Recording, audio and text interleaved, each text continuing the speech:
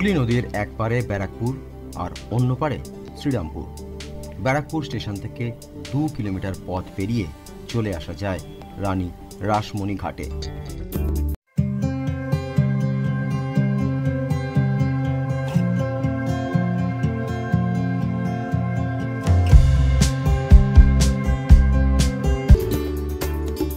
রানী রাসমণি ঘাটের ওপরেই অন্নপূর্ণা মন্দির। যে কেউ একে দক্ষিণেশ্বরের মন্দির বলে ভুল করবেন, মনে হবে অবিকল দক্ষিণেশ্বরের মন্দিরই যেন দাঁড়িয়ে আছে। তবে অন্নপূর্ণা মন্দির দক্ষিণেশ্বরের মন্দিরের চেয়ে সামান্য উঁচু। দক্ষিণেশ্বরের মতো এখানেও নহবত ও নাট মন্দির আছে। দুটি মন্দিরের বিগ্রহই দক্ষিণমুখী। দক্ষিণেশ্বরের কালী এবং এখানকার মা অন্নপূর্ণা দুর্গারই ভিন্ন ভিন্ন রূপ। দুটি মন্দিরেই আছে শিব মন্দির। রানী রাসমণি 1855 সালে দক্ষিণেশ্বরের মন্দিরের প্রতিষ্ঠা করেন, আর রানী রাসমণির কনিষ্ঠা কন্যা জগদম্বা দেবী 1875 সালে অন্নপূর্ণা মন্দিরের প্রতিষ্ঠা করেন। সে সময় এই মন্দির তৈরি করতে খরচ হয়েছিল 3 লক্ষ টাকা।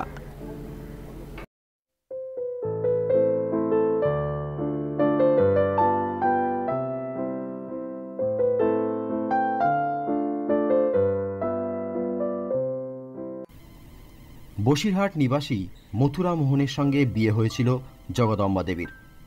রামকৃষ্ণদেব মথুরা মোহনকে দরিদ্রের সেবা করার নির্দেশ দিয়েছিলেন। একটি মন্দির তৈরির ইচ্ছে ছিল মথুরা মোহনের। অন্যদিকে রানী রাসমণির ইচ্ছে ছিল ব্যারাকপুরে মা অন্নপূর্ণার মন্দির প্রতিষ্ঠার। তার ছোট মেয়ে জগদম্বা দেবী মায়ের সেই ইচ্ছাই পূরণ করেন।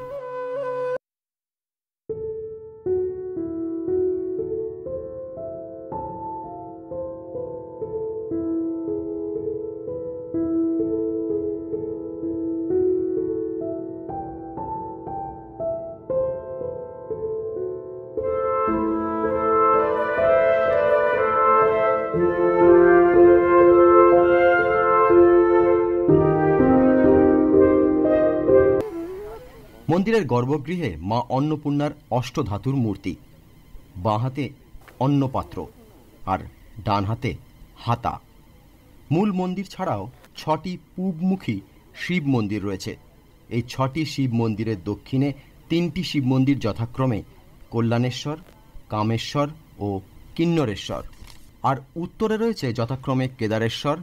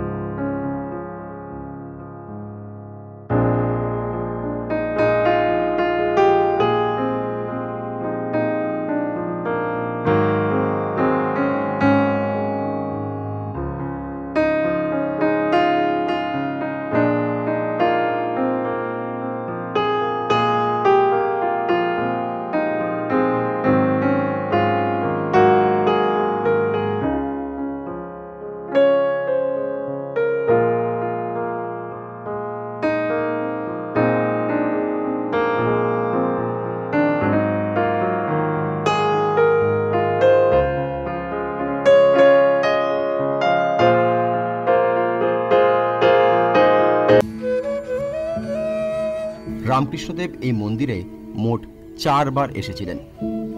শ্রী চন্দ্রশেখর চট্টোপাধ্যায় রচিত শ্রী শ্রী লাটু মহারাজের স্মৃতিকথা গ্রন্থে উল্লেখ রয়েছে, একবার উল্টো রথের দিন গিরীন্দ্রবাবু দক্ষিণেশ্বরে আসিলে ঠাকুর তাকে বলিলেন, দেখো গো, আজ মহেশের রথযাত্রা দেখতে ইচ্ছে হচ্ছে, একখানা নৌকা ভাড়া করো। ঠাকুরের কথা মতো গিরীন্দ্রবাবু নৌকা ভাড়া করিলেন। ঠাকুর লাটুবাবুকে সঙ্গে লইয়া নৌকোয় চাপিলেন। তাহারা প্রথমে দ্বাদশ গোপাল দেখিয়া মহেশের জগন্নাথ দেখেন। বৈকালে তাহারা নৌকা যোগে চানকের শ্রী শ্রী অন্নপূর্ণা দেবীকে দর্শন করেন। আজকের ব্যারাকপুরের পূর্ব নাম ছিল চানক।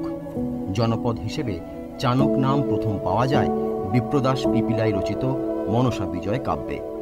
আবুল ফজলের আইনি আকবরীতেও চানকের উল্লেখ রয়েছে।